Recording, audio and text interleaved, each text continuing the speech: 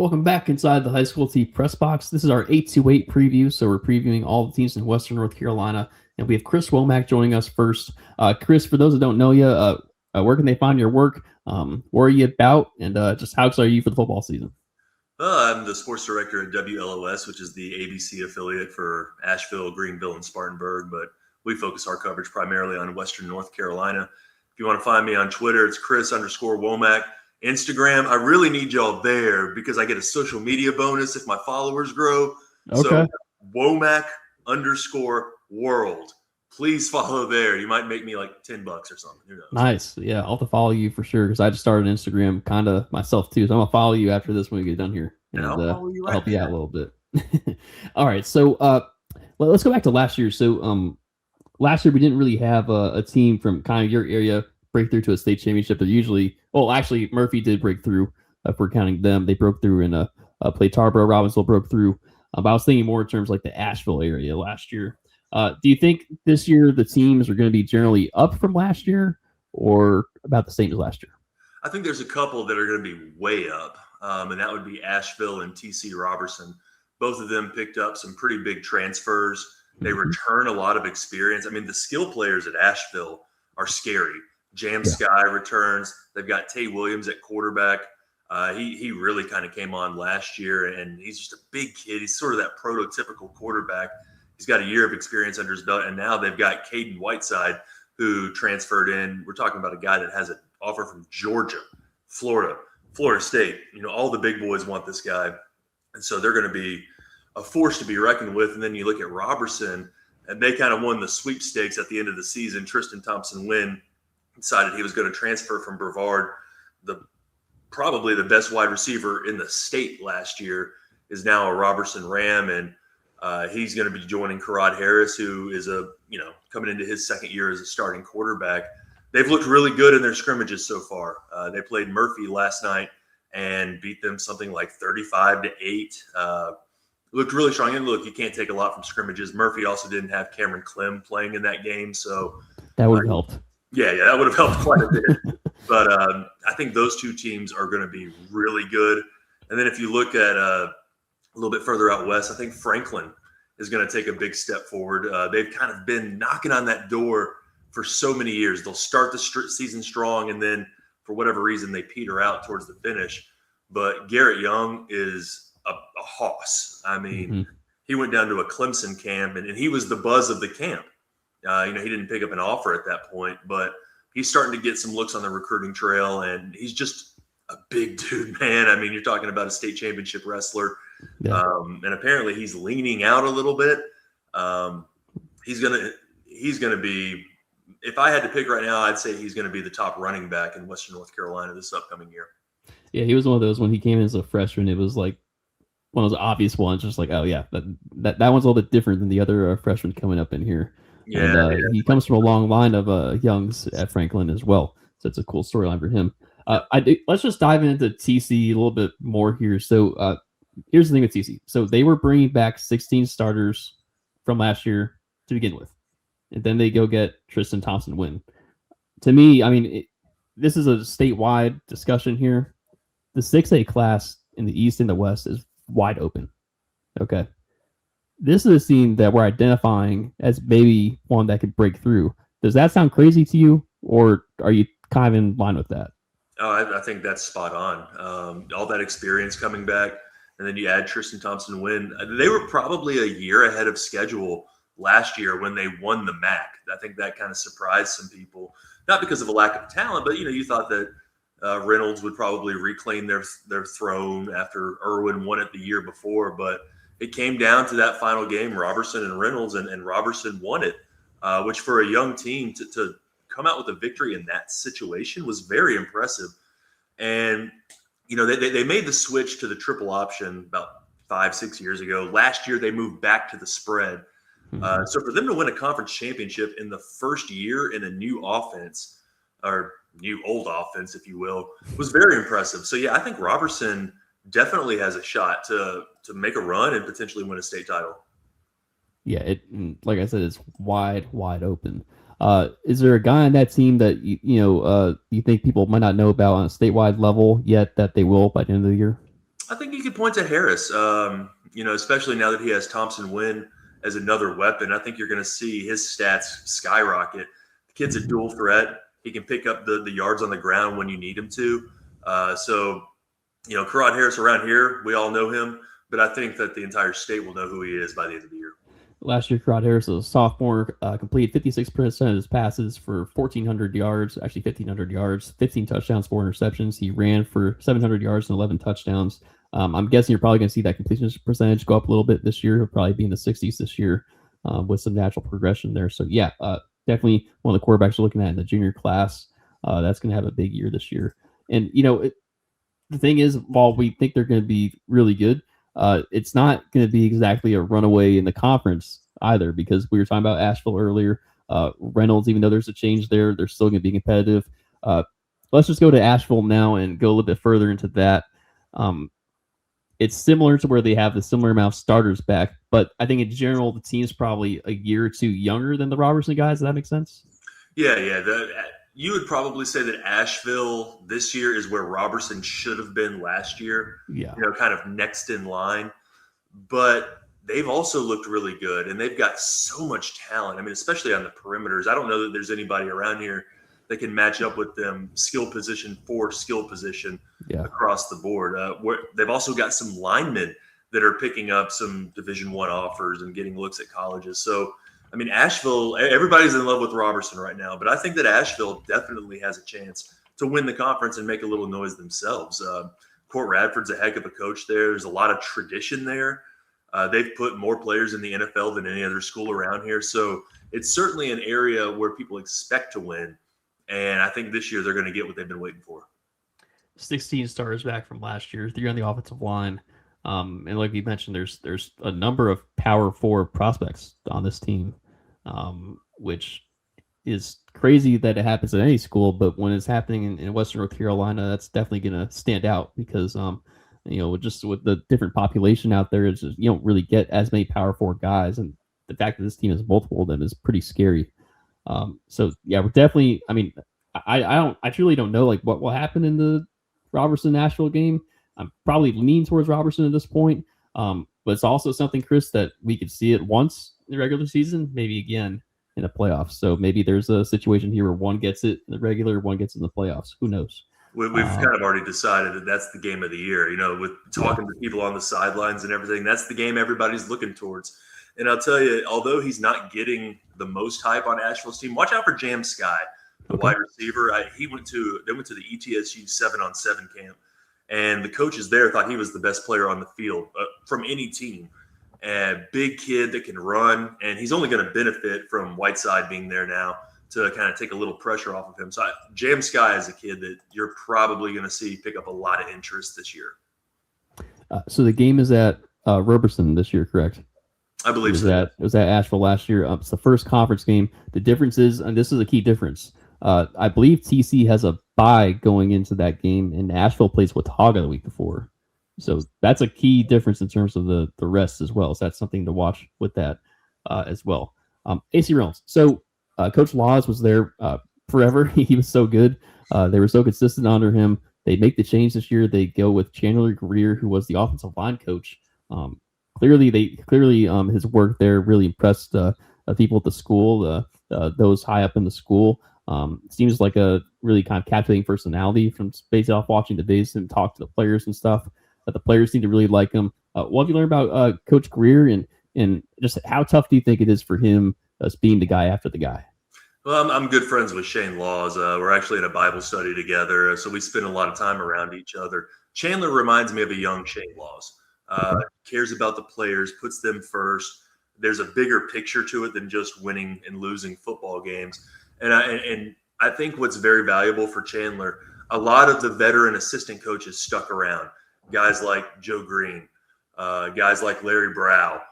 They're going to stick around for a year or two to kind of help him with that transition. So he is going to be a first-year head coach, but he has decades of experience on his coaching staff to help him along. So that's, those guys are all good dudes. I know them very well as well. So they're going to be critical in his development as a head coach. AC Reynolds returns 11 starters from last year. Key point though, 4 back in the offensive line. That'll certainly be helpful with them. That's helpful for Coach Greer, being the offensive line guy, just knowing he can kind of rely on those guys, but he maybe has to focus his attention elsewhere this year. Who are some guys on AC Reynolds that you think people need to know about? I'm not sure that there's a guy that has really identified themselves. Unfortunately, Zion Hakeem, who was going to be one of their stars, transferred to Christ. That's right. At the last minute. Now he's dealing with an injury. He probably wouldn't have been available until October, but that was a big loss for Reynolds. They've got to figure out the quarterback situation. I'm not sure that Avery Holyfield will be able to play, and I haven't gotten much confirmation on his situation, so I don't want to go broadcasting it and sharing stuff. But so they've got to identify who the quarterback's going to be. They've got to find somebody to replace Hakeem, because he was going to be the star this year. Losing him was not ideal for a first-year head coach. I forgot he went back to Christ school, right? Wasn't he there before? It seems like one of those just like like pinball, just back and forth. Started at Reynolds, went to Christ school, went back to Reynolds, back to Christ school. That's a modern high school football for you. All right, so let's get into the rest of the conference, the rest of the Mountain 5A, 6A. Irwin, kind of a step back last year. They had some really good years. They're under Coach Pruitt, and Enka was 2-8 last year, as was North Buncombe. These teams have some key players coming back. Chris, North Buncombe, you think of the running back, or when you think of the quarterback, what are you thinking of these teams that was on the bottom half? I think Irwin is being underrated. I would actually put them third in the conference, ahead of Reynolds. Okay, wow. And a lot of that depends on Caden Ingle, the quarterback. Okay. Irwin would have been a lot better last year, but Lawson Reynolds, the best player in Western North Carolina last year, got hurt in the first game towards ACL and missed the rest of the year. That dramatically changed the team and what they were going to be able to do. But Ingle is a fantastic quarterback. He's probably skill-wise, resume-wise, the best quarterback returning in the 828 area code. It's just is he going to have the weapons to make the most out of his talents? Irwin, they've had guys in the past, Michael Petty, Milky Ray, that were able, they were there when Ingle was a sophomore and freshman, and that's when he put up some kind of monster numbers. Those guys are gone. They graduated in 26, 25.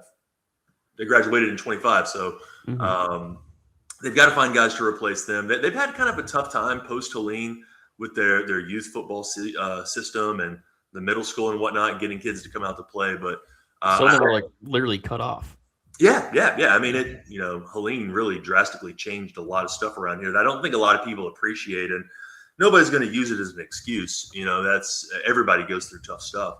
But yeah, I think Irwin is being slept on. North Buncombe returns a lot of experience as well. For the first time in David Hines' career there, he's got a quarterback returning. So even though a lot of the attention is going to be on Kingston Denson, the running back who led the MAC in rushing last year, that having an experienced quarterback is going to be a boon for them. But I think Denson will still be obviously the star of the show there. Inca, somebody's got to be at the bottom of the conference. That's just the way that a season works and the way standings work. But I do think that Jim Beattie coming over from North Henderson is going to be something that helps them build a program. How long will that take? Who knows? But he's a great coach. He turned North Henderson from a moribund type of program that was just living in the cellar in the Mountain 7 at the time, and the MAC back when they were in the MAC. But they got to the point that they were contending for conference titles and potentially making a run in the playoffs, 2 or 3 rounds. So I think Beattie was a fantastic hire there. I was shocked, honestly. He wasn't on my radar, but a lot of that is, life decisions. It's closer to home, lessens the commute a little bit. It does seem like Enka has a kind of a preference for going after an experienced coach, someone that's been, doing it for a bit before. And it's another thing to say about it. It's pretty low turnover. I mean, their coaches tend to last a little bit. I think it went from Frady for a while to Sexton, who lasts for a bit there as well. And we'll see how long Beattie stays there and builds that thing up. So, you're right. It's probably going to be a multi-year project for them. But we'll see how we'll get early signs this year, I'm sure.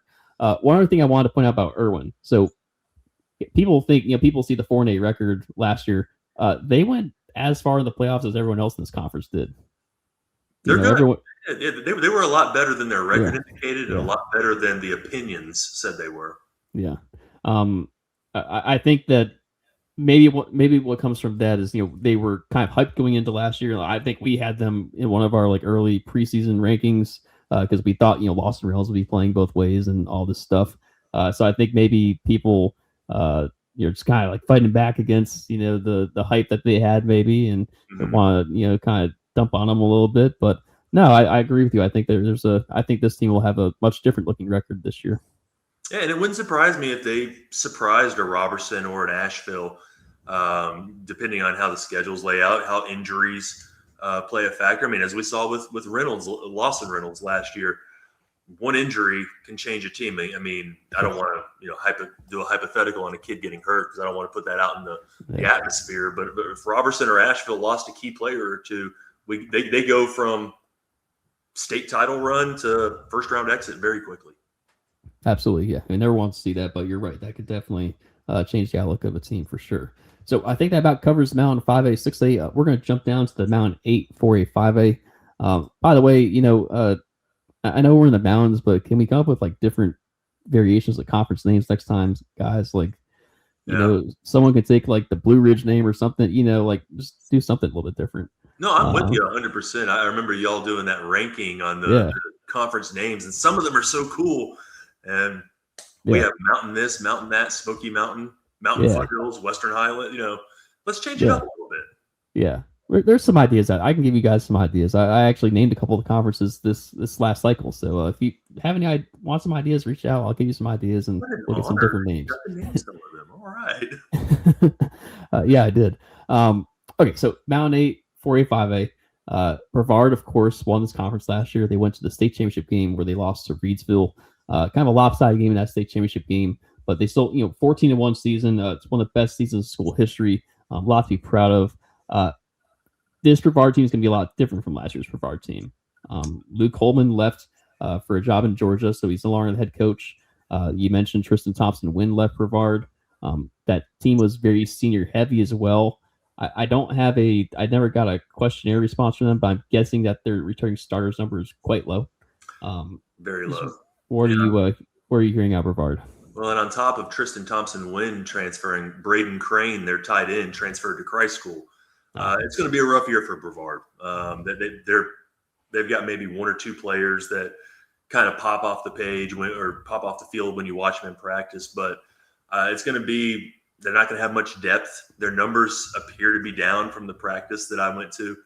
And you've got a first-year head coach in Chase McIntyre, and by all accounts, he's a good football coach, a good young mind. He's just being kind of dealt a tough situation in a community that doesn't really give you a lot of time to find your footing. They're sort of like Asheville High in that they've been to a lot of state championship games. They've won a couple. They expect you to be there. So McIntyre is going to have a tough first year. Hopefully they'll give him the time to rebuild the program. But yeah, it's I would look for Brevard, to finish in the bottom 2 or 3 of the conference this year. It's going to be a rare, drastic change from a team that was in a state championship to the following year. It's rare that we see stuff like what's going to happen to Brevard this year, but there are cases like this one that does happen ever so often. And speaking of new coaches, it's kind of one of the themes in this conference this year. So West Henderson has a new coach. North Henderson, of course, is a new coach with Jim Beatty going over to Enka, and East Henderson's new coach as well. Tell us about these guys and what have you learned about them? Yeah, so Jake Sell took over North Henderson. He's been on staff there. He seems like a guy that really values the line, and winning the battle in the trenches. He puts a lot of emphasis on the weight room. So he's very similar to Beatty in that regard, that the weight room was always Beatty's primary concern, getting guys in there. He believes that it builds mental toughness as well as physical toughness. West Henderson brought in Dustin McAbee, who was an assistant coach at Smoky Mountain. He's been around the block. He's worked at Hendersonville. He's worked at Smoky Mountain. He's worked at a lot of different schools around here, just waiting for that right time. He lost a lot of production from last year's team, but West Henderson always seems to find a way to find a running back. He's got a quarterback competition going on right now. I believe one of the kids transferred in from Asheville Christian. So he's going to have I think they'll have a pretty decent year. East Henderson is Kobe Rudisil, who is I believe he's the quarterback coach at Asheville High. I'm a big fan of Kobe. He's young. He's not scared either. When I went out to their practice, I asked him point blank, what makes you think that you can be the one to turn this program around when so many people have tried and failed? And he said, it might sound arrogant. I just know that I can do it. He's got 70 kids out for football right now. And one of the consistent themes that I've seen everywhere I go is the numbers are down, and not just numbers, good players, guys that would be counted on this year are choosing not to play for whatever reason. Sometimes it's a team's leading rusher from last year that's decided not to come back. But East Henderson doesn't have that problem. As of right now, that their quarterback from last year has decided not to play. I would imagine that's kind of an in-stone decision right now because we're in game week. Yeah, you'd have to make a reversal pretty quick here. But I think with Kobe and East Henderson, the fact that there's some excitement and buzz around the program is the first victory. They haven't been good since Brett Chappell was the coach there in the early 2000s. So, we'll see how they go. If you're talking about in Henderson County, I think Hendersonville is the best team there. Returning Jerron Ward for a fourth year, starting at quarterback. They have a lot of speed, a lot of explosiveness, returning, and got some experience back on the defense as well. But if you're talking about the Mountain 8 teams, I think West Henderson probably has the leg up, followed by North Henderson and East. Okay, we'll get into the Hendersonville in a second here. I forgot to put that on our rundown here, but we'll get into them after this. I am curious about your just overall top level thoughts of the conference here. So we were talking about Franklin a little bit earlier. Pisgah 9-4 last year, but I think only 5 stars back from that team. Tuscola, I believe the quarterback's back this year, correct? Quarterback, they have a 1,000-yard rusher back, and I want to say they have their leading receiver back as well. So the obvious question here is this a year where Tuscola gets back at Pisgah? Do you think that's potential this year? On August 15th, I think you're right. Now, the feelings might change when we get to that game week. You're right. Yeah. But because no matter what the records are, and I know that's a cliche, but it's particularly true. One of those teams could come in winless and end up winning that game just because it means so much. Mm-hmm. But if you're looking at the conference as a whole, I think that Franklin is probably the favorite, and a lot of that hinges on Garrett Young being back at running back. But the team that's impressed me the most, and I want to make clear, I did not go to Franklin's practice. I sent someone out there, so I have not seen them yet. But the team that has impressed me the most is Smoky Mountain. They are big. I mean, everybody on that team is big. They return their starting quarterback, their leading rusher. I think they've got almost all of their offensive linemen back. I was talking to Brandon Allen, their strength coach, and he told me that they don't have a kid on the team who power cleans less than 275. Now, I know 275 is not, the biggest number in the world, but when you're talking about not having anybody that does less than that, that's pretty darn impressive. So I think Smoky Mountain has a real chance to win this conference and really shock the mountains.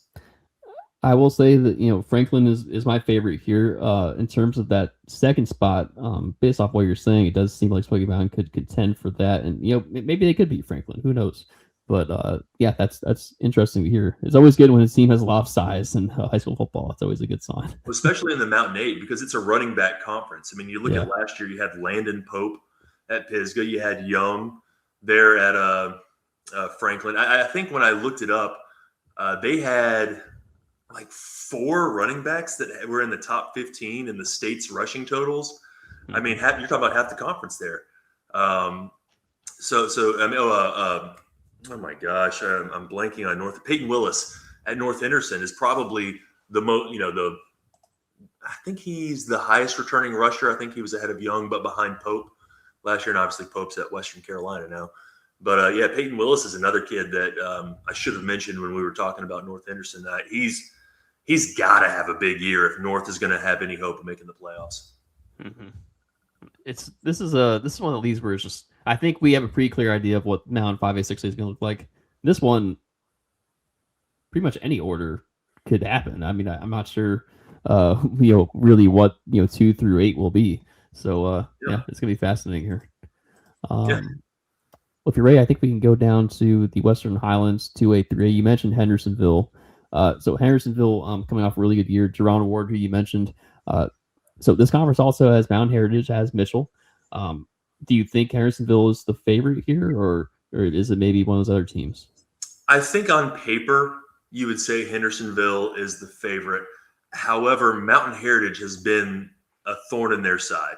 Heritage plays a different brand of football. Yep. I remember last year I was at the game, and I think they were both either undefeated, maybe each had one loss. Yeah, because I think Heritage lost to Swain pretty early on.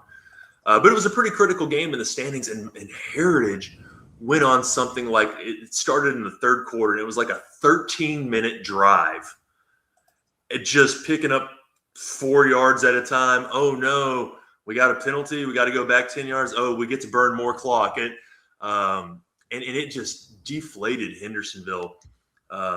Ended up with 6 points and ended up that drive won the game. So Hendersonville has to find a way to be able to break through that toughness of Mountain Heritage. And, the Cougars have quite a bit that they have to replace, but they always seem to have somebody ready to in the wings. Their second leading rusher is back from a year ago, but he actually led the team in touchdowns. They're going to have their quarterback is back, Deaton. Yep. So I think it's going to come down to Heritage and Hendersonville. Mitchell is going to be better. And not that they had a terrible year last year, but I think that they're going to be in that conversation as well. You look at Polk County, they are due for a bounce back year, and they've got a quarterback coming back who's in his second and a half year as a starter. He started after Helene. He had to take over the reins there and then started all of last year. They do have to replace Lorenzo Sanchez. I put up a stat in my article last night. He rushed for like 1,900 yards last year. Polk County as a team rushed for 1,800. So he had a lot of their yards that they're going to have to replace. Yeah. But I mean, Dustin Fry, this will be his 4th year as a head coach. These are all his guys now. And he told me that this is the most comfortable he's felt heading into a season in terms of knowing what he has, knowing what they can do, and feeling comfortable relying on assistants to kind of, delegate duties to them. Good stuff. So with Mountain Heritage, obviously the thing is they don't have Cason Jones this year. Cason Jones was this, just for lack of a better word, just a freak athlete who did everything for Mountain Heritage. He was their leading rusher. I think was he the leading receiver too, or something like that. And also on defense, just a menace. He was an absolute menace. So like whenever you have a star player like that you're losing, who did a bit of everything and led you in so many different ways, it's hard to picture what's happening after that. But still, like you mentioned, Dayton, the quarterback, coming back, he threw 19 touchdowns to 4 interceptions last year. Also pretty good rusher as well. I think you mentioned Irvin Rodriguez as well. He was a 1,000-yard rusher with 14 touchdowns last year. So there are guys here. There's 3 stars back on the offensive line. The defense, I think, especially without Cason Jones, is going to be the area where I'm most curious to see how this year fares. I think it was just 1 starter back on defense, if I remember correctly. And obviously the things that Cason Jones did on defense made them abnormally pretty good. So it'll be curious to see. I'm kind of leaning towards Hendersonville. Like you said, on paper, might be Hendersonville in this conference. In terms of the rest of it, I think Owen's making good progress under Coach Faircloth. Mitchell, it's another team with they have a lot of pride there, and a lot of kids that play their whole lives through the Mitchell program. Avery County, not sure what to expect this year. I know that Ethan Farmer is coming back. I think there was a thing where he maybe wasn't coming back for a little bit, but then they fought to get him back. I think this is probably, to me, a 2-team race here. I'm going to take Hendersonville. Unless, do you think there's a team that might come up and surprise? I mean, I think Polk County will exceed. I think they'll exceed expectations. I don't think they'll win the conference. Okay. I would, yes, Cason Jones is gone at Mountain Heritage, but typically at Heritage, the quarterback is the star of the show. Just the way their offense works, they do a lot behind the line, reading what the defense is doing. I mean, you go back, Callan Randolph before him, Trey Robinson. It's just always the quarterback that leads the team in rushing, and they find a way. Their system finds the star The star doesn't necessarily define the system. So Kasen's gone. Somebody's going to pick up those yards. I can almost guarantee that. But Hendersonville, they're faster. Ward is one of the more underrated quarterbacks around. He got thrust into a tough situation as a freshman. He had to start because the guy that was going to be the starter was unfortunately he passed away in a car wreck, and so Jerron got he had to take the reins before he was probably ready. But yeah, that's going to be a fascinating battle. And Hendersonville and Mountain Heritage, that goes back decades. I mean, that's one of the probably unnoticed, underrated, underappreciated rivalries in all of North Carolina, just because whenever they play, there always seems to be stakes on the line. Yeah, and unfortunately, we won't get to see until the second last week of the season. So it'll be hopefully everyone comes into that healthy and nothing happens before then, because that should be a fun one. And second to last Friday of October this year. I think we're good with the Western Highlands 283. Let's get into well, I guess I consider the big one, even though it's a small one. The Smoky Mountain 182A, obviously one of the most storied conferences in the state. Lots of teams with state championship pedigree. Like we did mention earlier, Murphy and Robbinsville did go to state championships last year. They both fell to teams from Eastern North Carolina. Are you expecting this to be another Murphy-Robbinsville situation, or is Swain County with their new head coach potential spoiler here for a conference championship? I am so eager to see what Scott Riley's able to do at Swain. I am so fascinated. I mean, he brings that pedigree. I would say, if you're just looking at it and being honest, a little bit of a head scratcher of a move, leaving this powerhouse that you had built to go take over a program that has been a powerhouse in the past, but is currently sort of in a down year. I was a little surprised that Swain moved on from Sherman Holt, to be honest, because the year before, I think they were an 11-win team. They were really good. So it's hard to say. I mean, Robbinsville lost a ton. The best player in the conference returning is Clem at Murphy, and when you have the best player, that's always a positive. So I think it's going to be one of those three. I think that TC Geyer taking over at Cherokee is going to turn that program into something. They had the 1 year in 2017 when they won the state title. Haven't done much since then, honestly, but they've also won playoff games. It's not like they completely fell off the map. Right. Cherokee has resources and facilities like nobody else in Western North Carolina. They're absolutely beautiful if you've never been. They have a college-level field, a college-level weight room. Their gym has a jumbotron. But I would say probably it's Murphy's conference to lose, but I wouldn't be surprised if Swain or Robbinsville were able to sneak up there and take it from them. I'll say this about Murphy. I think the good news here, they did graduate some key players last year. The good news here is that, and I'm sorry if any Tarboro fans watching the 828 preview, but Tarboro's not going to be what Tarboro was last year. Tarboro has 3 starters back from that team last year. So if Murphy does break through to a state championship, they might have a better shot at it than what happened last year when they were shut out by Tarboro. Of course, Cameron Clem is just a monster. The strength and power he runs with is tough to deal with, especially when it gets late into the season, Chris, like in those late November games. That's not a guy you want to tackle. And he's going to be a senior. He's bigger. That's he's scary. gotten stronger. So that's what I was going to say. So he's a senior now. He's probably like reaching his max potential. So that's kind of terrifying. Do you know if is any other guys on Murphy that people should know about? I think Clem right now is the star of the show for them. They're going to go as far as he can carry them. You got to figure out a lot, because Murphy, Robbinsville, those Smoky Mountain conferences, they're always so senior laden. It's rare that a guy like Clem stars for 4 years and is kind of the guy for that extended amount of time. I don't know that they need another guy. If he's able to do what we think he's able to do, he might be enough.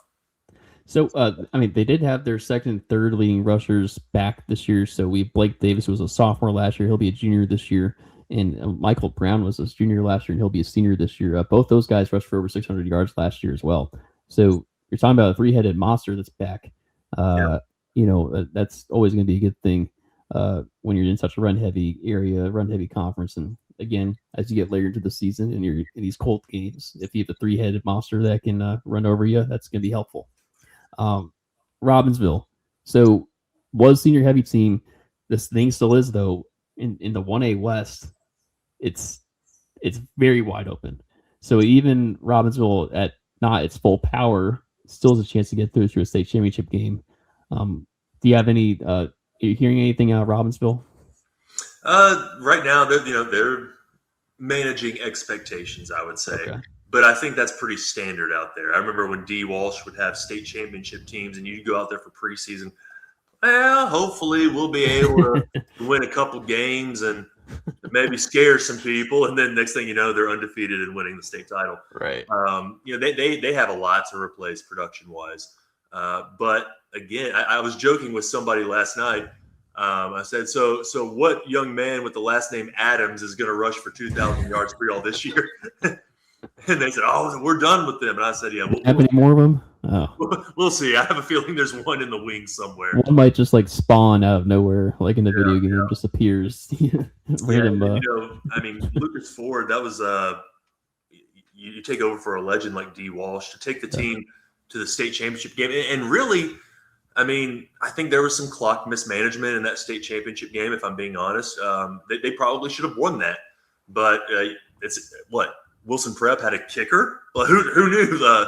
And if I remember correctly, that was like their backup kicker. It was their first field goal attempt in years. Yeah. Like, if you lose on that, it just wasn't meant to be for you, Yeah. It's just one of the things. Just like if Wilson Prep rolls a kicker out there and he hits it, and he's never hit a field goal before, like, what can you even do at that point? It clearly wasn't your year.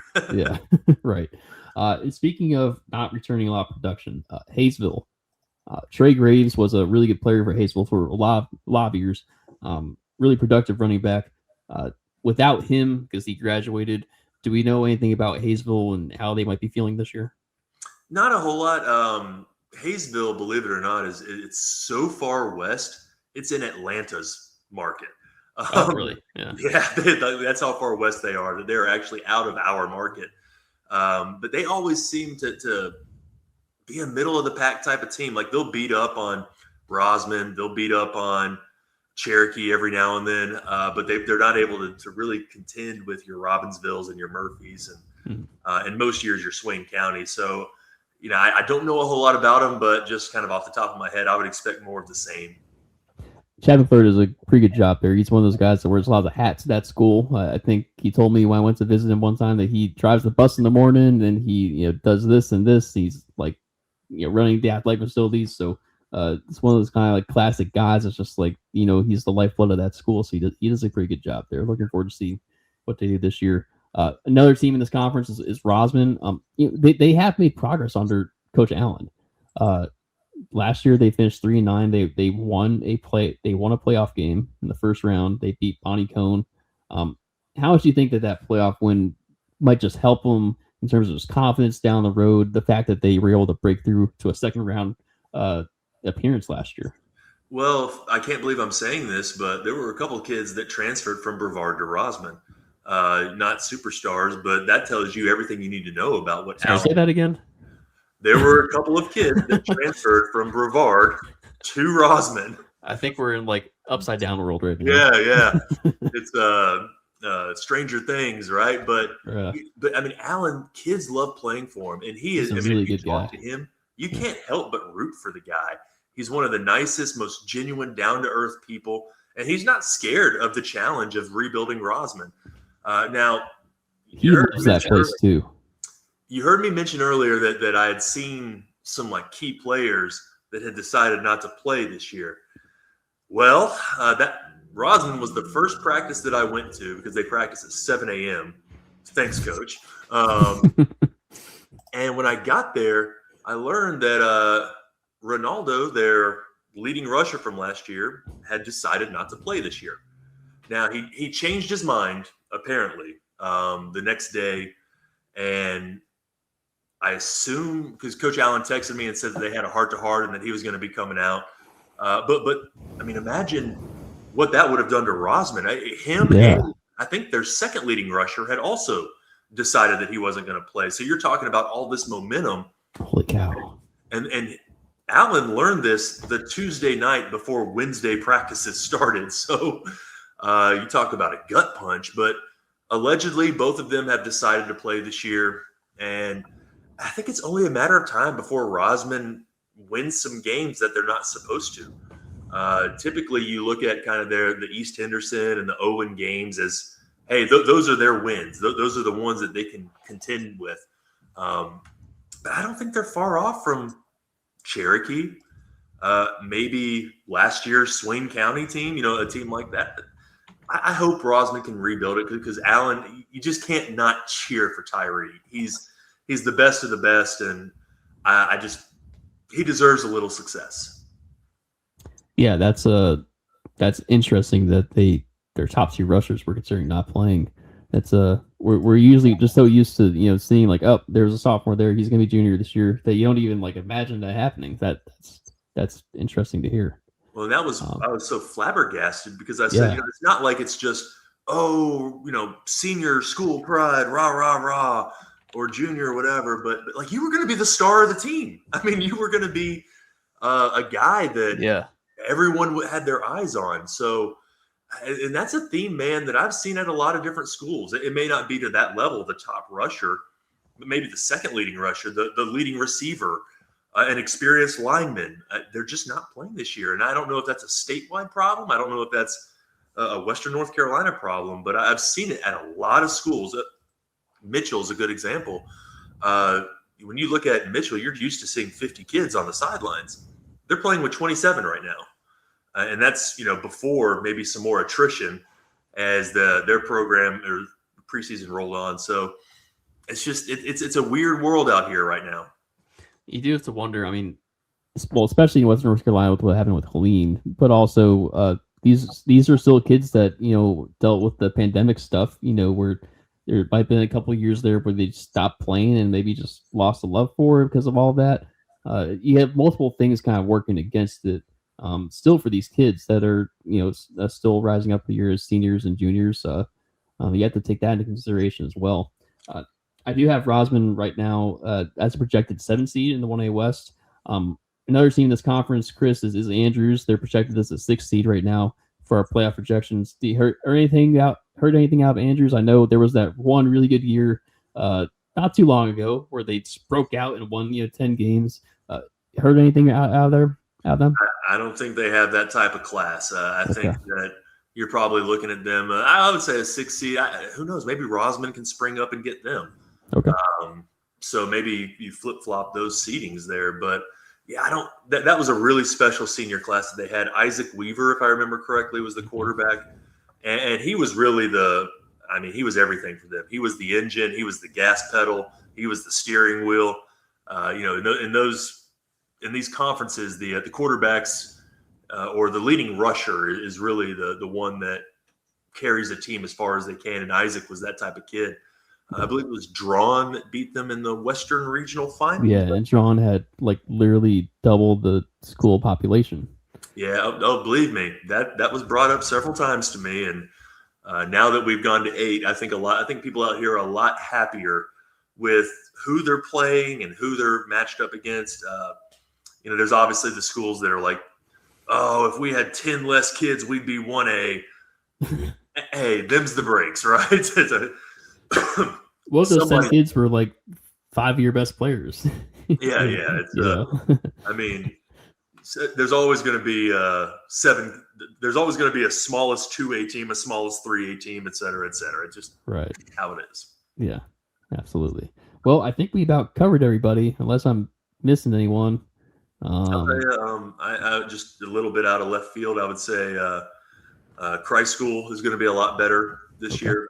They brought in a bunch of new kids. So I don't know that they're ready to contend for another state title, but I think they are ready to be competitive and maybe get to the semifinals, which, NCISAA, that's winning one game. Yeah. And it's also, it's tough when you have Providence Day in the state that Providence Day is in right now. We're talking about a team that's got 11 D1 players on defense. Yeah. So I'm sure Christ School will be better. It's just in terms of the long-term prospects, it might be a year or two before people can really compete for state championship right now. It's just the way Providence Day is. So who's the coach at Christ School right now? His name's Clint Alexander. He's in his second year. Yeah, he came from Virginia. He had won a bunch of state titles in their private school division up there. Really, yesterday was Thursday was the first time I had ever met him, and I walked away. I was ready to play. I mean, he's a great motivator. I'll give you that. He's one of the things he's done, which I think is really cool. He didn't allow a player to pick number one this year. He said because for whatever reason, the number one brings out the worst in kids. And it's a very selfish thing that people want it. And so he actually had the team vote on who would wear number one. And that's how he handled that. I thought that was really cool. That's true. That's a good idea. Yeah. And then you probably have somebody that's going to come on and talk about Rutherford County, but they're in our market as well. So I'll just offer my 2 cents there. RS Central, probably the strongest team in that county. Chris Cogdill is back in the county, taking over East Rutherford after Philip Russ left. Jim Sosby's at Chase and in his second year. And I think that Sosby will eventually turn them into a machine. When he was at Hendersonville, they threw the ball for 400 yards a game and putting up 40 yards a game. Well, when Cogdill was at Chase, they ran the ball about 95% of the time. And so Sosby's trying, he's having to kind of turn that into what he wants it to be.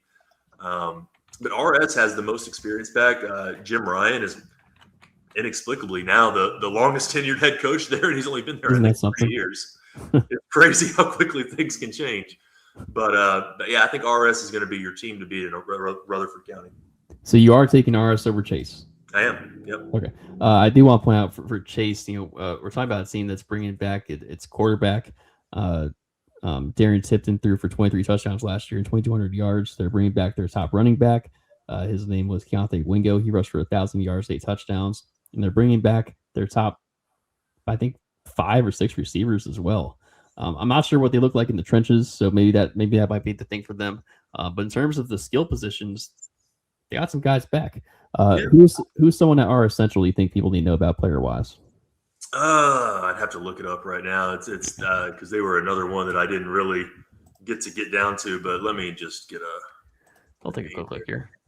But I also, while we're on the topic here, I would say that Thomas Jefferson Classical, I think, will also take a step forward. Jamie Hicks has been there for a while now.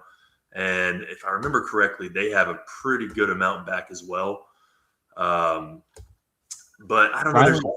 Rylan Hawley, their quarterback last year, RS Central, he was their leading rusher in only 7 games, according to Max Preps. Not sure if they have all the games in there, but he was a sophomore last year. He was their quarterback, threw for 11 touchdowns, 3 interceptions, and he was their leading rusher at 626 yards last year. They also had another sophomore leading the receiving game, Hezekiah Joyner. So, so it sounds like RS Central and Chase are both teams that bring back a lot of skill guys this year, Chris. And Jaquez Smith, the second leading rusher, also back. That's RS runs kind of a triple option variable. I mean, I think they try to call it like a triple spread or something like that. Mm-hmm. But they're going to rely on the run game, and that's why we were kind of talking about Heritage and Hendersonville, where Hendersonville might be better on paper, but the play style might favor Mountain Heritage if they're able to impose their will. That's kind of the same thing with RS and Chase. I think that if RS is able to control the ball and wear them down, because look, these kids have to play both ways. This is a smaller conference. So that those leading receivers for Chase, if they're having to make 3 tackles a drive, it's going to wear them down a little bit. That's why I lean RS. I think in the mountains, and some of my viewers argue that Rutherford County is not the mountains, but physicality just usually wins out. Yeah, and that's why I lean RS. Well, definitely the RS Central fans have to be really happy with that rising junior class, because they have a handful of players in that class that were leading them last year's sophomores. So we'll see them this year's juniors. Well, I think we got everyone at this point, Chris. Is there anyone else we're missing? I think that's about it. Right. I will note that McDowell. Any thoughts on McDowell? Oh, McDowell, yeah. Yeah. McDowell. Well, Darryl Clark is such a good coach there. We don't know. I don't know a whole lot about the Northwestern Conference because McDowell is the only team. The only team. Yeah, it's kind of a weird fit. Yeah, but McDowell, they don't have a natural fit. If you ask people there, they prefer that conference over being in the MAC for whatever reason. Even though, the closest school would be Reynolds in that conference. It's probably a 35-minute drive. And now that the MAC is all Buncombe County, I would think that McDowell, it's not that bad. I mean, it's not like there's one school, like you look at a Rosman that has to go to Murphy or whatever. I mean, there's no shortcut. You've got to make the 4-hour drive or whatever it is. Polk County going to Mitchell, like McDowell would have none of those drives. Yeah. But, interesting. Yeah. No, I do have some notes on them here quickly here. So McDowell does return 5 stars on offense, 5 stars on defense, and I understand from Coach Clark that he has a freshman class he's happy with. It's gonna be hard for those guys to show what their potential is this year, but it's something to keep in your mind a couple of years down the road. They apparently have a pretty nice 2030 class. So yeah. In 7A football, it's going to be hard to rely on freshmen. Yeah, exactly. But and I just want to also point out, Asheville Christian actually started their season last night. They played their first regular season game, and they got their first win since 2024, beating Spartanburg Day 38-6, I think it was. Awesome. 39-6. I always root for the North Carolina schools over the other states, so good for them to get a win over South Carolina there. Yeah. All right, Chris, I think that about covers it. Thanks for joining us again. And again, for where can people find you and find your work at? All right, Instagram, Womack_world. Please follow me there. Help me get a little bonus in my paycheck. And then on Twitter, you can find me at Chris_Womack. Awesome, Chris. Well, I appreciate it. And next up, we'll have the guys from Scoreboard Radio. Thank you to Chris Womack for telling us about the Asheville area. Now we're joined by the Scoreboard guys. They just got done with their big preview show. They're out there in the foothills area. Guys, tell us, for anyone that doesn't know, what you guys do, where you're at, and how they can listen to you. Yeah, you can hear us terrestrially on Kicks 103.3 every Friday night. You can stream the games anywhere at gofoothills.com. We've got a new Countdown to Kickoff show starting this year at 6:30, where we'll be hearing updates from Burke County, Wilkes County, Watauga County, Alexander County, and Ashe County. So we're looking forward to adding that to our broadcast. And then Saturday mornings at the same locations, you can hear the scoreboard starting at 9. We have a highlight package from the game of the week. We go through all the scores. We talk to coaches. We talk to media members. Sometimes we have guys like Joel Bryan on talking about games that are outside of our area. So, yeah, you can check us out there. The socials are facebook.com/CV Blitz, at Scoreboard Radio, and at Link Jeffrey, and the Scoreboard Radio on Instagram. And everybody wrote all that down. Well, they can go back and rewind if they didn't catch anything. There you go. So. Awesome. So we're going to talk about 2 main conferences here. The Northwestern 6A, 7A, and then the Western Piedmont 3A, 4A. But we're going to address the Western Foothills 4A, 5A quickly here because we have Hickory kind of in your area there. So Hickory won this conference last year. They were 12-2 overall, finished 8-0. What do you guys know about Hickory? Are you expecting a similar output this year from the team? Yeah, I think so. Joe Glass has certainly put his stamp on there. I think maybe that's the biggest thing for me is that Joe Glass has hung around. I really expected him to go south of the border and go to South Carolina and coach, or maybe he's got a daughter that's playing volleyball over in Tennessee at Chattanooga. I did not expect him to stay at Hickory as long as he's had. But when you've got the program that he's built there, the success that they've had with not just a varsity team winning a state championship, playing for state championships, but what they've done with their JV program as well. So I think Hickory's going to be at the top of that league. You got Maiden that made a run last year. New Conover's supposed to be better this year. West Iredell. Yeah, West Iredale's going to be improved. East Lincoln's going to be improved. So that's going to be a really good conference from top to bottom. But I think Hickory, talent-wise, just a little bit better than everybody else. I'll say this about Hickory. They've, a lot like Watauga, they've gone through 5 straight years of embarrassingly good quarterback play. You have a guy like Brady Stober, who goes to Samford, and then Elon. You have Maddox McCree, who goes to NC State to play baseball. What we were told was the quarterback position had not been settled. There was a jamboree Hickory was having last night, and Coach Glass was going to kind of make his final decision coming out of that game or that scrimmage, that jamboree. So hopefully Joe Glass will settle on his quarterback. You've got the Dollar kid at East Lincoln, number 2 tight end in the nation. Jeff named some of the other favorites, and North Lincoln is going to be there. Bandy's and Bunker Hill, maybe an uphill battle in the post Brady Sweat era at Bandy's, but we're hearing good things about Bunker Hill, that Albert Reed's team is going to be improved and senior heavy. So we'll have the Bears in week 1, and I think they're going to be an improved football team. Bunker Hill has 18 stars back from last year. I know that last year didn't go great for them, but anytime you got 18 stars back, you're going to be excited about that. Well, tell us about that week 1 game you got there before we move on here. Yeah, well, I'll say this about Albert Reed. Bunker Hill has had some flashes in the pan of success, but traditionally, when you look over the last 30, 40 years, Bunker Hill football is not one of the top programs in the Catawba Valley area. Coach Reed had a good run there for a couple of years. He was a very highly sought after football coach. I met the guy one time. I met him at a South Caldwell game, a basketball game, and just talked to him briefly there. But he is committed to building something special at Bunker Hill, and he stayed. And I think that speaks a lot to him and his character, and that he thinks he can build something special there, and he doesn't have to bounce around and go to another program. I can do something special here and build something special there. So excited to see what he can build. They've got great running backs, as David said. So I think when you look at this week one matchup, when you look at the predictions that High School OT had, they had Drone as a playoff team. They have Bunker Hill as a playoff team.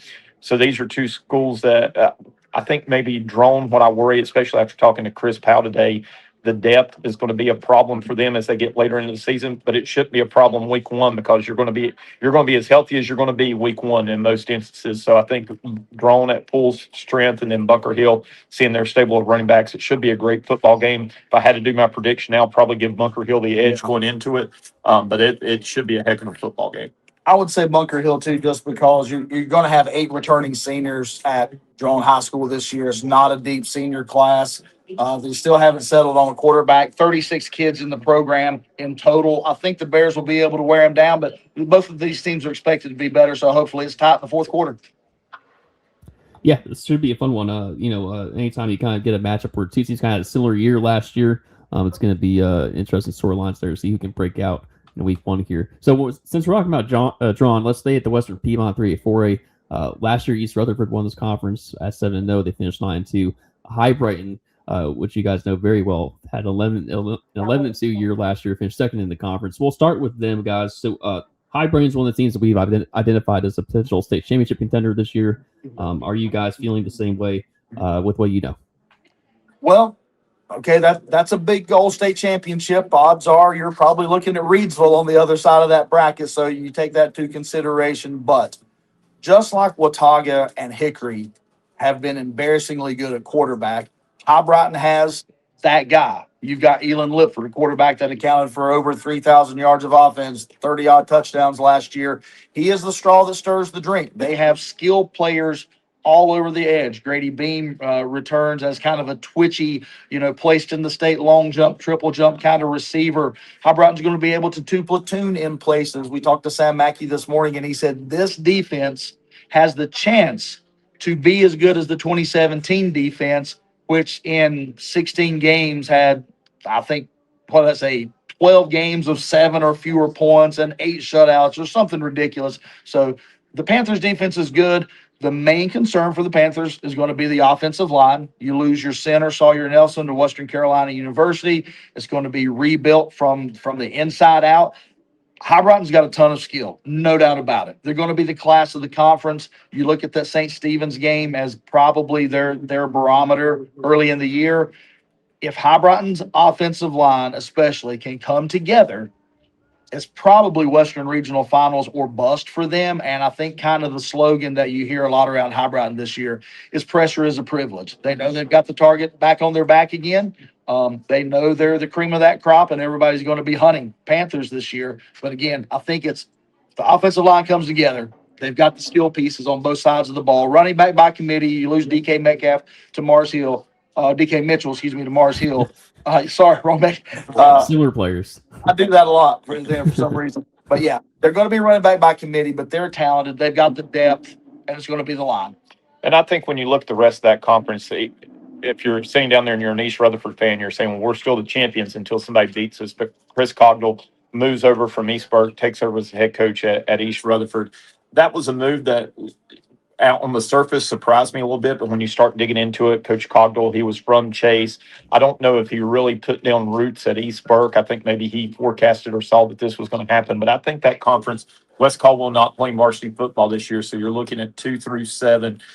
I really, after meeting and talking to our coaches, the team, and called me a little bit of a homer because I went to high school there, somebody's going to have to finish second place in that Yeah. conference. I think it's going to be the Cavaliers, but it's going to be the East Burke Cavaliers instead of the East Rutherford Cavaliers. Jonathan Winkler moves over from defensive coordinator over to drone. He's been in a ton of places. He gets an opportunity at his alma mater. But just with, I think when you start looking at that conference, we talked about how might be able to platoon. We met with Patton's coach, Billy Wisnett. We met with Chris Powell from Drone. They're struggling with some numbers as well. So that, again, that's not going to maybe be a big factor early in the season, but once you get into conference play, that could be a factor. East Burke's got 50 kids out there. Don't know a lot about, I'll be honest, don't know a lot about RS I Central. think RS Central's going to compete for the two. Yeah, they're a good team, but I think it's going to come down to that RS Central East Burke game, and maybe East Rutherford is who's going to be number 2 in that conference. But I'm excited to see what Jonathan Winkler does year 1 at East Burke. I wonder at this point if Cogdell just has a generic Cavaliers shirt that he can just take to whatever Cavaliers he coaches. Facts. Tell me about Patton. I know a couple of years back they didn't field the team. It seems like they're making progress there. But what are you guys hearing out of them? Yeah, we talked with Billy Wisnett this morning. I'll get my notes out here. They graduated 3 seniors off of last year's team. Got 5 this year. Yeah, they're going to almost double that to 5. That's the good news. The main thing Coach Wisnett was telling us this morning is they've got to eliminate the negatives. The key to success for the Patton Panthers: no turnovers, low penalty game, can't line up wrong. They're going to be at a talent disadvantage in a lot of their games, but 3 of those 5 seniors are wide receivers. So are we setting up a lot of screens? Are we running jet sweeps? Are we running reverses, trying to get the ball in the hands of the kids who have been in that program the longest? River McCrary, Jackson Sizemore, a couple of seniors. Looks like Trent Kidd is going to be quarterback down on the other side of Morganton this year. One of the good news storylines for Patton, Liberty Middle School, the feeder school, not a lot of numbers, but they have won the middle school conference 3 years in a row. So if some of those talented kids continue feeding in to Patton High School, maybe we'll see a trend up in the win total. No seniors on the offensive line last year or this year. So we may be looking to 2027 before Patton really enters into the discussion of can they be a middle of the pack team in the Western Piedmont.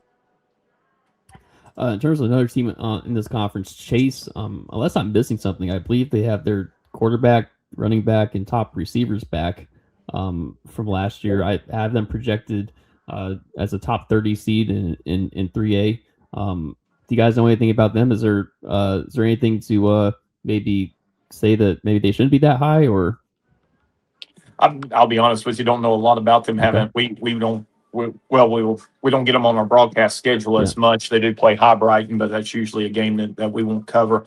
As we mentioned, Chris Cogdell was there 2 years ago. They had some success under Chris Cogdell, and then that last season here, they've kind of fallen off before he took over. So don't know a lot about them, and maybe that's the unknown, that's the team that we will get to know very well as we get through this season if they come up and start winning some football games. But, again, meeting Coach Cogdell last year when he was at East Burke, we had him on our show a couple of times, to leave that school. And I think there's some the politics in East Rutherford. It's a county that's got 3 high schools. You've got Chase High School, you've got East Rutherford, and then you've got RS Central.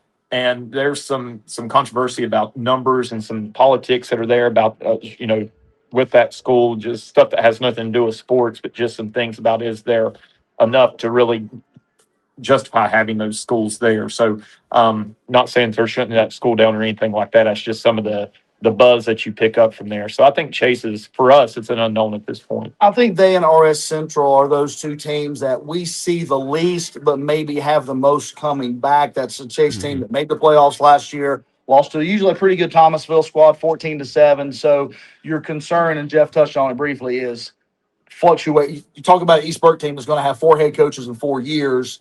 Is the fluctuation at the top of that program kind of settled in now? And if that's the case, I think the Trojans are going to be one of the teams battling for second place. Yeah, absolutely. Well, let's get into the West Caldwell stuff. Obviously, there's been examples of this in the past. We're just talking about a couple of these teams. East Rutherford did this with varsity football a few years back. Patton did it a couple of years back. Now West Caldwell dropped varsity football. What's your take on all of this? And do you think that it helps seeing some of the past success of schools dropping it for a year to come back? Did that maybe help their decision? I think knowing that school like we do, again, some of the stuff that's there is a little bit political. If you talk to longtime supporters of West Caldwell, they've been hurt by kids being able to transfer out and go to other schools. And right now, when I was principal at West Caldwell, at our benchmark, we had about 920 kids walking the halls. Talked to their new principal back early in the summer. She said we're going to have 550 kids walking the halls. And that's a problem because there's not a lot of growth in the western end of the county. There's a lot of just other political, take the sports and athletics away from it. There's a lot of political issues that are on that side of the county, just where there's industry jobs. There's just not a lot of growth there, but there's a lot of pride there and there's a lot of history there. And so I think this is what we talked about with Coach Sappos this morning. The silver lining that's come out of that is that's kind of been a call to action to some of those folks. And so they've had some booster club meetings. They've had now you've got some of the school board members have been coming to the booster club meetings, and it's really opened the eyes to some of the folks at some of the issues that West Caldwell has. But it's kind of been a rallying cry. I think it's smart for them. They've got 33 kids right now that are playing football on a JV level. You've got a couple of juniors that are on there. I think he said, three juniors? One of the juniors, they had 5 juniors, 1 left, the other 4 are staying. They had 5 seniors. 2 are foregoing their senior year. 3 are playing at High Brighton. And so you already have some juniors playing now. Yeah, but he said they needed to. Yeah, so I think you get a chance if they can get some success in those JV schedules. Now, this is the thing that you're worried about. They're trying to put together a 10-game JV schedule to give those kids 10 games. But when you look at a team like Patton, that's later on in their schedule, when you look at a team like Drone, and Chris Powell kind of alluded to this in our interview, they don't know if they'll be able to complete JV seasons when attrition and things start happening. So you may see, which we see this happen a lot of times, you see some teams drop their JV program kind of halfway through and just move everybody up to play varsity. I think that would be a concern right now for West Caldwell is if they lose those games. Yeah. And then you're playing an 8-game schedule to kind of get that built back up. But I think the big thing is the problems go beyond just what Coach Sappos inherited with the football team as far as just pure numbers. You've got to get into the feeder program. You've got to get into Gamewell Middle School. You've got to get into the Optimus clubs there and start building some numbers there, building some, getting people excited. But what are some ways that you can do that? And certainly winning helps cure a lot of that. So if they can get some wins at the JV level this year, and that was what Coach Sappos said. He said, I feel like we can be a good competitive JV football team. If they can get some wins, that's going to create some excitement. If the middle school team can do the same thing, get some wins, create some excitement, get some interest at the lower levels, then I think maybe we'll see. It's not going to be a one-year fix. It's not going to be as quick of a turnaround as East Rutherford had by pressing pause, and then 2 years later they're in the playoffs, and 3 years later they win a conference championship. I think this is, to use a term that David's used before, I think they're a year or two away from being a year or two away, but they've got to fix it's not going to be fixed up at the top. It's got to be fixed maybe in your feeder programs. You're looking at a sophomore quarterback in Connor McLean getting some push from Kyle Witherspoon, a kid who was the starter at the district team last year, played well. You got a between the tackles running back in Caden Yeoman. Jackson Wright's going to be on the edge. You do have a little experience coming back in the secondary and on the wide receiver room with Shaden Harper and Terrell Maxwell. But I think it's going to be a team that's, again, somewhat limited. Again, they had 1 varsity player with O-line experience. So kind of like High Brighton, but the polar opposite version. High Brighton is if the line comes together. West Caldwell is almost like if they get a line. So, I think it was the right decision. I think it was the smart and safe decision. We'll just see if they can keep up the buzz. And we are going to do a Thursday night JV game on the radio at some point. Just try to help build a little momentum for them. What were some of the schedule ramifications? What did South Caldwell end up doing without that West Caldwell game? Yeah, they were able to pick up Benell Smith. So they got a game with them. East Burke was able to get Winston-Salem Prep on their schedule. Patton was able to fill Avery in on their schedule. So you had some moving parts there. The one that we did ask that question to was Sam Mackey, because they were supposed to play West Caldwell at the end of the season. Well, High Brighton expecting to get a bye in the first round of the playoffs, and Sam Mackey said, we did not want to go 2 weeks without a game. And as David said, that's 3 weeks of practice really without a game. They're hoping to, as we record this on Saturday, they're hoping to finalize some things today or maybe on Sunday, Monday, that they can make an announcement. But I believe that talking to Coach Mackey, they were pretty confident they have a Week 10 opponent. So I think that's good. Probably that, going into this, I think they were going to be hurt. Highbright was going to be hurt the worst by West Caldwell's decision, just where it falls on the schedule. But for them to be able to find a game, if we get that announcement here pretty soon, from what I'm hearing, fans are going to be pretty excited. It's definitely a good football team. So I think that's good for Highbright because you don't want to have that 2 weeks where you're off. If it's the game that Highbright and AD Jim Blanton told us he was trying to get, and we're not privileged to share that right now, it is one of the premier teams in Southwest North Carolina. I'll put it that way. I'll just say I think it's South Point, and we'll move on from that. I didn't say that. I didn't say that. I don't know why you said that. Is there some tea on your desk? Did you just spill some tea? What did you do? I do have some tea, actually. Okay, yeah, there you go. Yeah, so do we at Bojangles. All right, so let's move on to the Northwestern 6A, 7A. So we'll start with South Caldwell there. Obviously, we'll get into Watauga after, but tell us about South Caldwell this year. Chris Everhart's going to, I'll let David get into some of the players, but Chris Everhart takes over, a former player on that team. He is the SRO at South Caldwell. And when this job came up, and Casey Justice, who had been the head coach and the softball coach, won a couple of state championships as the softball coach, steps away from that program.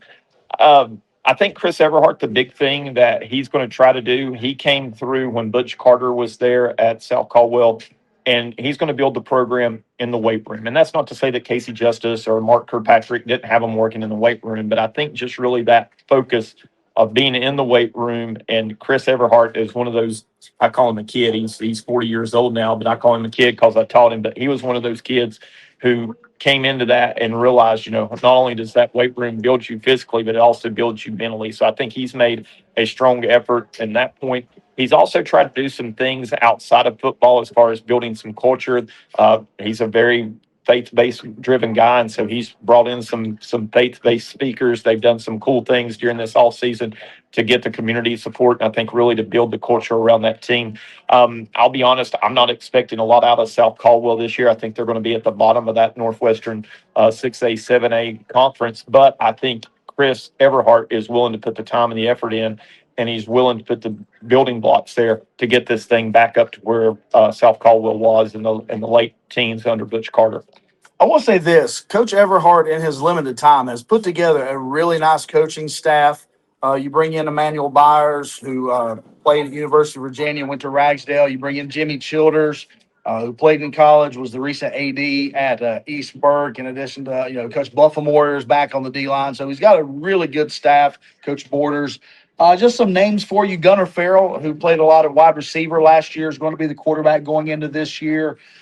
Kendall Freeman, Jacob Alton, Tanner Barr, Mason Holler all saw important snaps for that South Caldwell team. Well, I mean, even for a 6A team, there's a lot of two-way players, a lot of Ironman football for South Caldwell. I think Chris Everhart's a big mystery at this point. We asked him this morning about, what's it like for a first-time coach to go in and have that moment of it's all on me and what is your plan? And I think it's going to be interesting to see it unfold because he wasn't a JV coach. He wasn't a middle school coach. He doesn't come from the same world. It's almost like someone coming from broadcasting and going into coaching. Maybe it's a different perspective that they need, but he did put together a great looking staff. I think, and this is something Jeff and I said, right now, you guys do not have South Caldwell as a playoff team. You do have Ben L. Smith, who I think won 2, maybe 3 games last year. Is week 1 a playoff game for Ben L. Smith and South Caldwell High School? You're going to have tough sledding in their conference. There's a couple gettable games in the non-con slate, but that Ben L. Smith game might decide which one of those 2 teams goes to the playoffs. Yeah, very well good. Very well good. As far as rest of conference goes, they have McDowell in this league. It's kind of a new addition to this league. I know that McDowell has a freshman class they're happy about. Not sure if they're going to be ready this year to contend for the top of the conference, though. But I do like what Coach Clark is doing there. Alexander Central, they're always good on JV, guys. Last year they finished 3-8. What are we expecting out of them this year? I can give you a little bit on AC. They had some internal strife last year. The coach, Chris Marshall, has stated it publicly. I'm not betraying any confidence there. They felt like they had some guys that they needed to, eliminate themselves from the football program, and they feel like they're in a better holistic place as the season starts. They were young last year, lots of sophomores. They wound up starting a lot of freshmen toward the end of the year. They're still going to be young in Taylorsville on that pretty new turf they've got, but they're going to be experienced and young. Jacob Hubbard was a JV quarterback last year. He got injured in the first Statesville game in week 4, a game that was tied when he went out. He's back. He's going to direct the offense. You got a stud running back like Sawyer Chapman Mays who leaves the program. He graduates. So Jaquise Parks is a name you're going to hear in Taylorsville.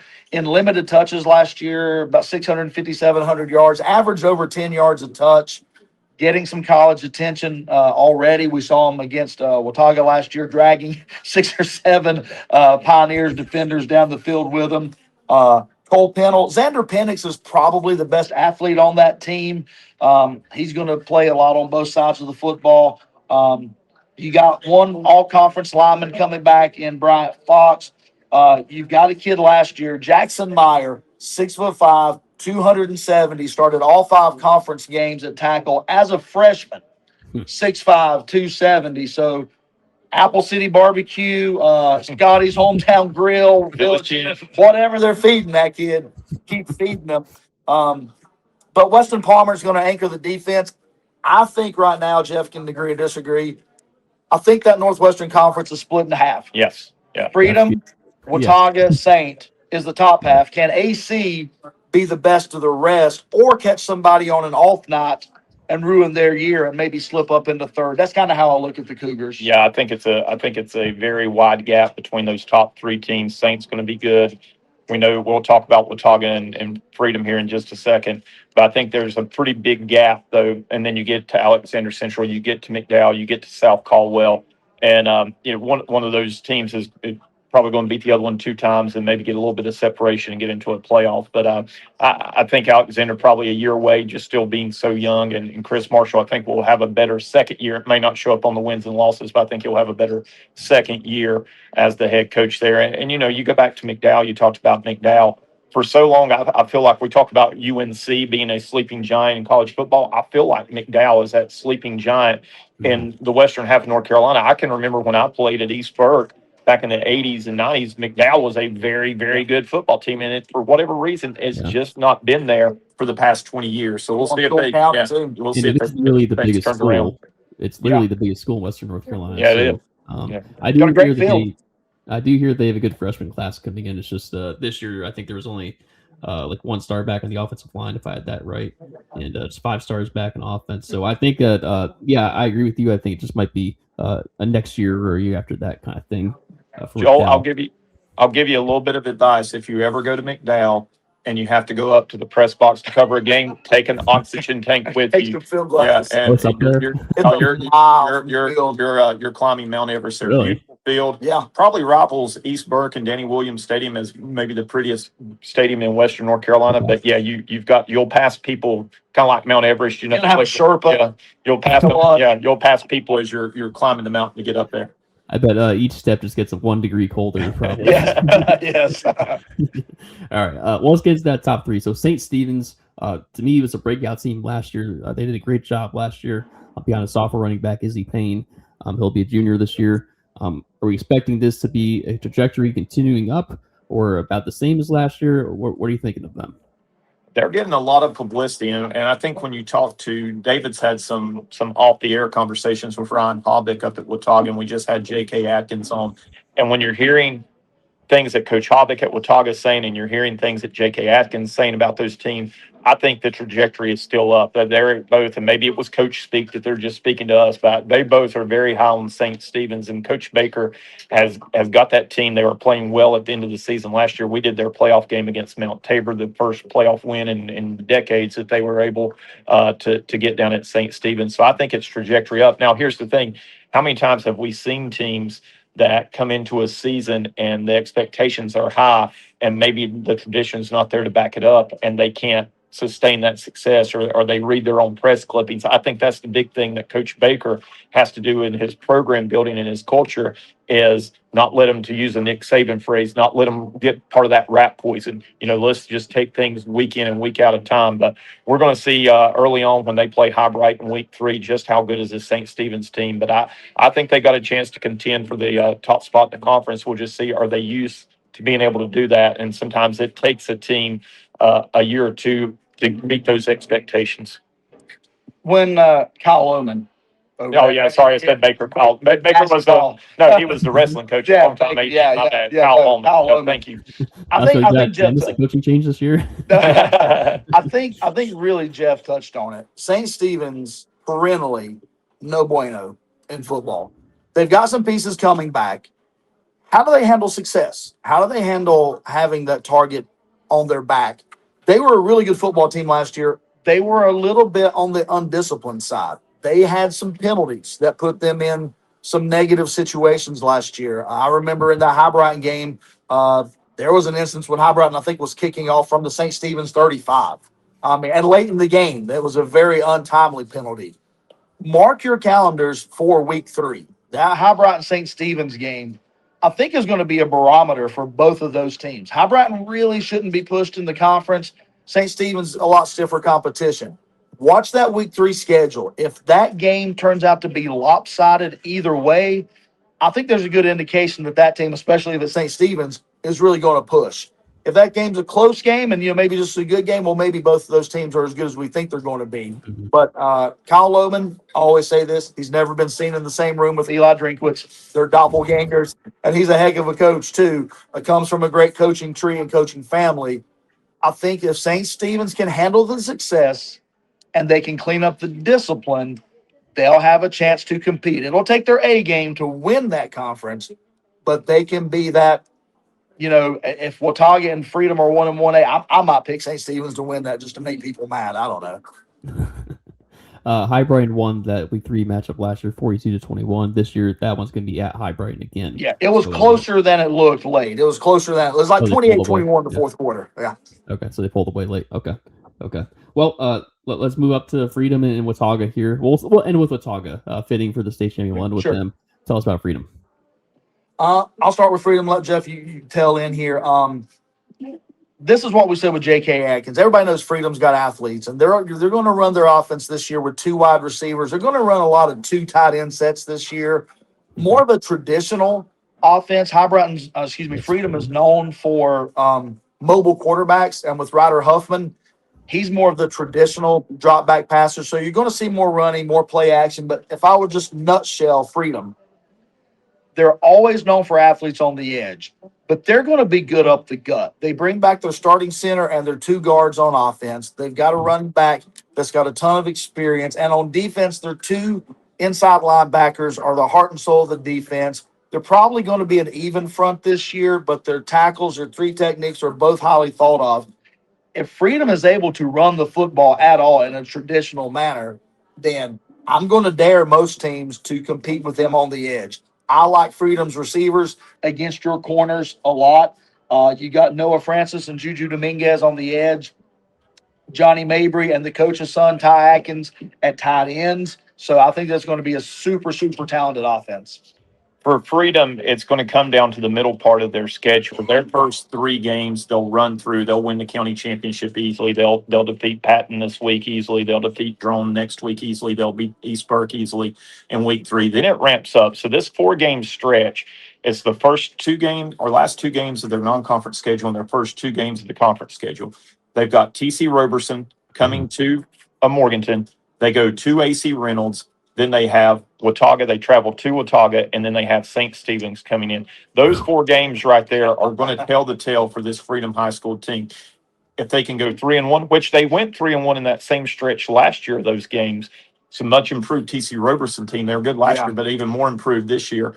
If they can go 3-1 or 4-0 in that schedule, I think it's Katie bar the door. This is a Freedom team that could win a state championship. We asked JK that question: is this team, what was the ceiling for this team? And he gave us a lot of coach speak, but I think at the end, it's going to come down to those 4 games. If they can stay healthy, depth's not going to be an issue. They're going to 2 platoon some guys, but he's got the experience as a coach of winning some championships. But that 4-game stretch, that's going to tell the tale for Freedom High School this year. If they can go 3-1 through that or 4-0, I think it's Katie bar the door.